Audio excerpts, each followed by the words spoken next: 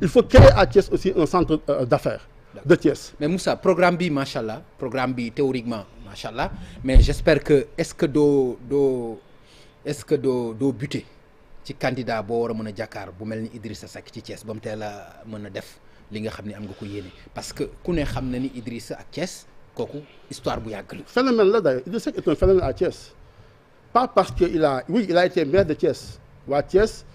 dëkku ngor la Thiès dëkku loyauté la. Idrissa Seck dafa nekk kon li ñuy wax ci nitu Thiès bokkul ak ni nga ko waxee yow. non nitu Thiès man bind naa plusieurs fois man je suis nitu Thiès. waaw mais fa laa juddoo mais xam nga dégg nga aussi je suis fier d'être dégg nga aussi ñu am nu ñu caricaturer nitu Thiès depuis génn bi nga xam ne moom Idrissa Seck defoon na ko. oui justement booy caricature nitu Thiès c'est les gens qui ont toujours été debout xeex yi xew Sénégal yëpp fa la tàmbalee. ok.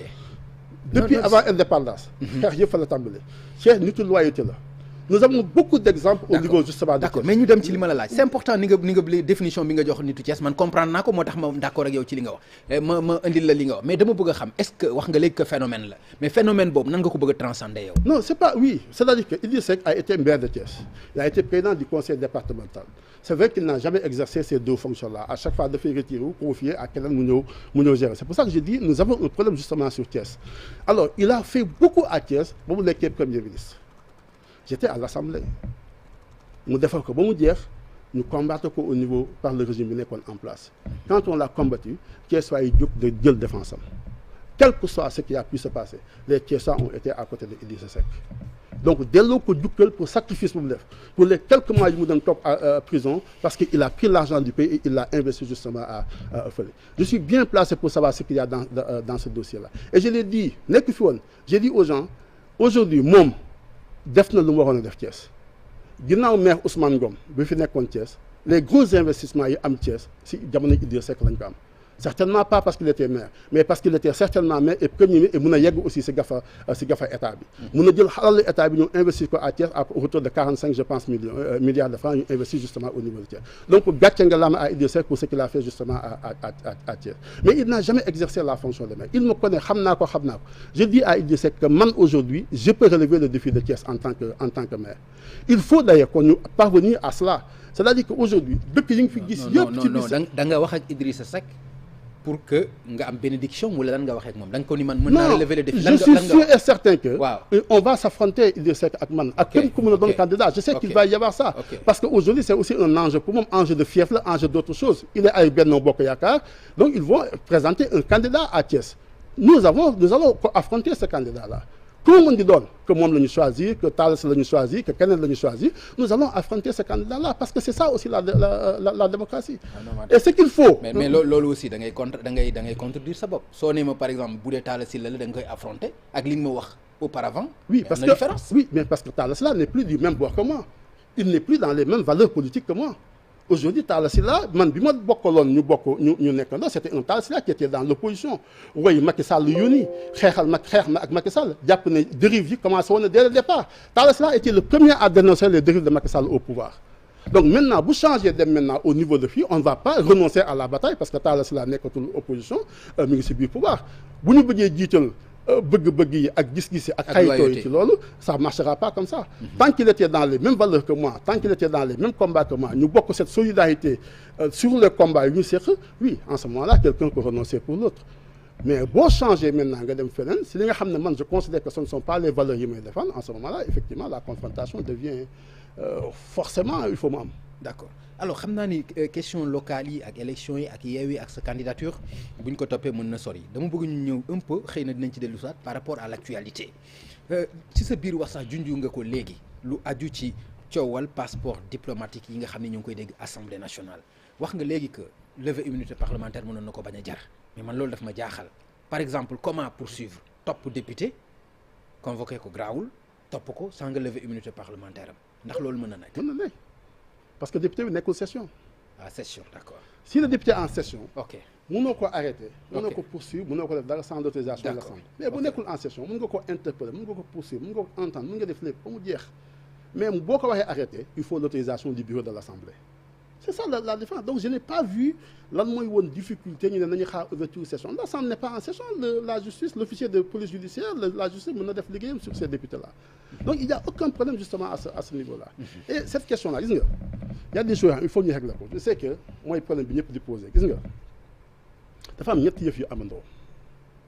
yoo xamante ne il faut ñu def ci benn analyse benn bi mooy am na député bu def faux billet man politique bëgguma di xaste mais il faut quand même qu'on pose les problèmes réellement ku ñu poursuivre pour faux billet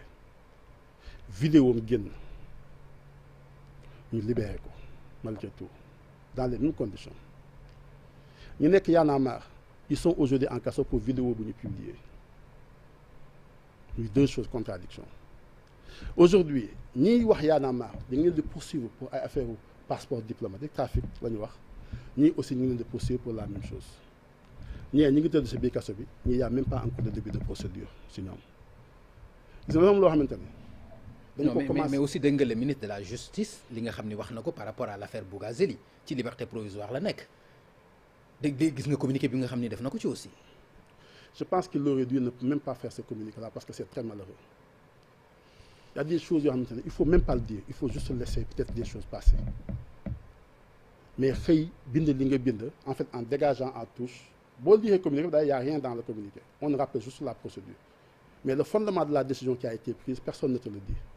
ligal communiqué bi donc on aurait même pu se passer de ça et c'est même mauvais de dire ces choses là parce que procédure normale la liberté provisoire ne veut pas dire que ni dañ ko libérer donc ku ne xam na loolu oui donc qu'est-ce qu'il est en train de dire il est en train de dire que oui xam nga tout le problème là qu'on pose là et qui est aujourd'hui débat bi mooy on est en train d'avoir une justice sélective Sénégal kumba am ndey ak kumba amul ndey dama la jox ñaari exemple bu fekkente ne loolu la ñuy def mais comment kumba amul ndey alors que Bougazelli def nag presque 7 mois en prison donc ku def 7 mois prison parce que sur ces questions là ñu génne la sa vidéo mën nañ laa bàyyi nga dem ñeneen ñi nga xam ne aussi on les poursuit pour la même chose aussi ñu bàyyi leen aujourd'hui si kaso bi ñoom ñu tëdd fi on dit non vidéo yi lii lu tax ñuy publier vidéo jàmbur lu tax ñuy publier vidéo jàmbur sur ces questions là gis nga waxuma la Bougazelli je défends Bougazelli il a raison kenn waxul publier vidéo je défends aussi waa Y'en a marre kenn waxul publier seen vidéo sur ces questions là vraiment je suis intransigeant question bi sax tollul foofu xam nga fu mu toll aujourd'hui tous les jours la presse publie ay procès-verbaux ay auditions dans la justice police wala tribunal depuis que Macky Sall est là tous les jours. bien avant que Macky Sall est là non c'est sous Macky Sall. que lañ ko système les procès-verbaux là. oui en tout cas man non c'est bien avant Macky Sall aussi. ku mu mën di doon c'est pas le problème ndax Macky la wala keneen c'est pas le problème. je vous dis ça c'est quand même un problème en démocratie. mais aussi dama lay wax oui si c'est vrai j'ai pas de problème sur ça. parce que loolu aussi tax journaliste bi am sañ na ko au moins bu fekkente ni am na information jàpp naa ne ak nu mu mën a demee war na ko mën a publier. information boo xam ne dina intéresser ñi nga xam ne ñoom la ko ay lecteurs on ne peut pas le reprocher aux journalistes pour deux raisons. Parce que le secret de l'instruction est un secret professionnel. Le journaliste n'est pas de la profession. Okay. Deuxième chose aussi, bu tax ñu ko reprocher un journaliste, mooy journaliste aussi il est protégé parce que kenn du ko mënu ko obligé mu jox ay sources. Donc ces deux choses là waxuma loolu. C'est pas le problème. Le problème mooy fan lay jóge di génn. Aujourd'hui dañuy poser problème bi rek nii mu bees nii ci biir mais bu problème bi yàgg koy waxee réglé bu ñu ko waxee poser yàgg na. Personne ne pose ce problème là. Et ça, c'est d'abord la responsabilité Macky Sall. C'est à lui de faire en sorte que loolu bañatee am. Pas parce que dama koy accabler li nga yaakaar mais parce que la Constitution dit que c'est lui qui est le garant du fonctionnement normal des institutions. S'il y a des problèmes là qui se posent au niveau de la justice, c'est lui d'abord qui est interpellé avant d'interpeller quelqu'un d'autre. Alors, donc, ces problèmes là qui commencent à se poser, il faut qu'on trouve la solution et qu'on parvienne justement à les régler. Parce que il faut ñu jàmm ñun suñu biir réew dañoo tàmm léegi xaste xaayu sutura jàmbur li ñuy tuddee dignité humaine dañuy xëy tey di ci joggante c'est ay nit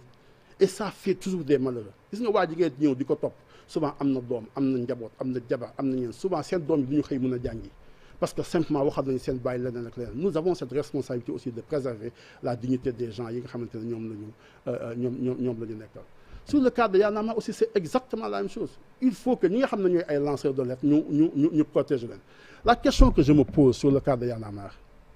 c'est lan moo nekk ci ginnaaw nit moo nekk ne na xarit seen xarit la pendant 20 ans ñooy ànd depuis toujours mu def tout un montage publier montage bi sachant que moom bu ko publier dañ suñuy jàpp dañ koy jàppale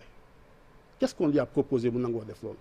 lan ngay wax loo nit ak lan moo nekk motivation ci ginnaaw pour moom mu nangoo dem enregistrer ay nit publier ko nangoo dem tëddandoo ak ñoom kaso. D'accord. C'est ça les questions qu'il faut qu'on pose. S'il vous plaît fay yi fond non les faits gis nga non nañ ci wax nga forme bi. les faits Y'en a marre ci seen bopp ñoo ko njëkk condamné gis nga lépp luy document administratif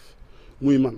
muy keneen muy Y'en a marre muy journaliste muy député loo xamante ne signature Sénégal la benn crédibilité Sénégal la au plan national et au plan international kenn waru see def trafic c'est-à-dire personne mënut a soutenir nit qui est dans une situation délictuelle je ne les soutiens pas à ce niveau-là et ils le savent je pense que même ñoom ci seen biir ils ont très vite fait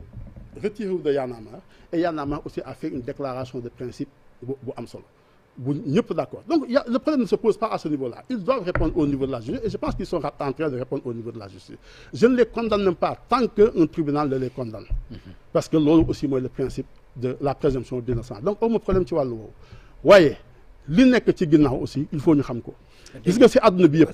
ñi nga xam ne wax nga ci ñaari yoon li nekk ci ginnaaw lan nga xalaat ni moom war a mën a nekk ci ginnaaw non que mënul nekk un fait anodin c'est-à-dire naka la nit di nangoo yow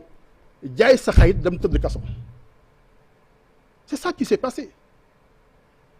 waa di leen enregistré non moom tëdd na kaso lu jiitu problème boobu non pour non sa information non si non c'est pas le problème si oui c'est-à-dire pour ay yeneen affaire oui pour yeneen affaire pour yeneen affaire kaso mu tëdd na kaso bi vidéo bi génn kaso la ko fekk moom Thier après génne nañ ko kaso pour entendre ko ak ñoom kilifa loolu am na donc du ci affaire bi exactement mën na ci jël beneen mandat de dépôt nag mu nekk mandat de dépôt bu fekki mandat de dépôt boobu mais mi ngi woon kaso bi problème bi di am d'accord c'est ça que je te dis kii jël dossier laaw xam nga tey mun naa sacrifier mun ngaa ñëw ne xam ma ne ma sacrifier Pape Ngagne waaye pas au point que man ma dem kaso parce que bii aussi il devra répondre devant la justice de ça c'est ça le problème moo tax may la moom lan moo ko mën a jaral qu'est-ce qu'on lui a proposé qu'est-ce qu'on lui a fait pour loolu am ce que je dis simplement gis nga dans ces histoires je ne pense pas parce que pourquoi parce que vidéo bi def na ko am na vidéo bi kon peut-être vidéo bi def na ko bien avant xanaa une proposition wala leneen non vidéo bi du vidéo bu ñu jël fortuitement dem nañ ngeen xoolaat montage vidéo bi gis nga bu mu defee vidéo ba noppi yenn nii sax moom bu mu demee ba xam ne yii leerul dafa jël téléphone bi def ko haut-parleur pour préciser loo waa ji lu muy wax donc c'était un montage c'est-à-dire dafa nit ki dafa teg système pour mën a enregistrer nit ki donc bañ koy enregistrer dañ ko enregistrer woon pour ce but précis dem nañ ngeen regarder waat la vidéo bi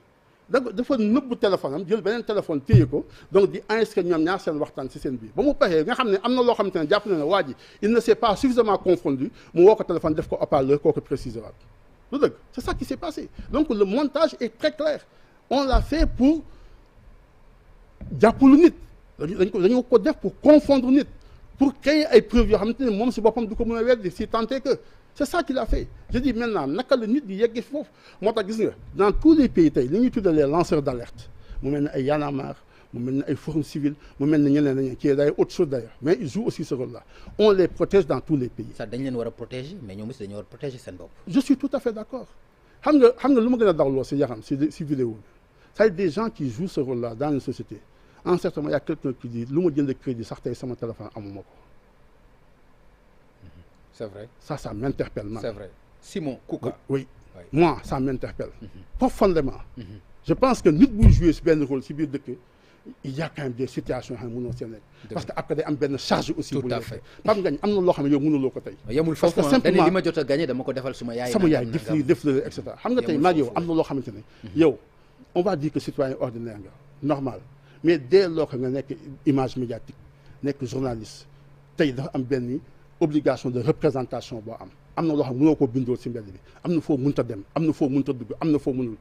donc ñoom aussi loolu day nekk seen charge xam nga ko jouer rôle boobu ñu xàmmee si bi xam ne am na un minimum boo xamante ne gis nga boo ci accédé wu daf lay affaiblir. C'est pour ça que il faut aussi que ñu travailler à renforcer et à protéger des gens comme ça. tout à fait noonu nga ci amee yaram bu daw ñun aussi wax dëgg yàlla noonu lañ ko ci amee muy ci kilifa muy itam ci ki nga xam ne mooy Simon ci beneen wàll boo xam ne bëgg naa ñu taxaw ci muy affaire u Cheikh Niass yaakaar naa yaa ngi koy suivre.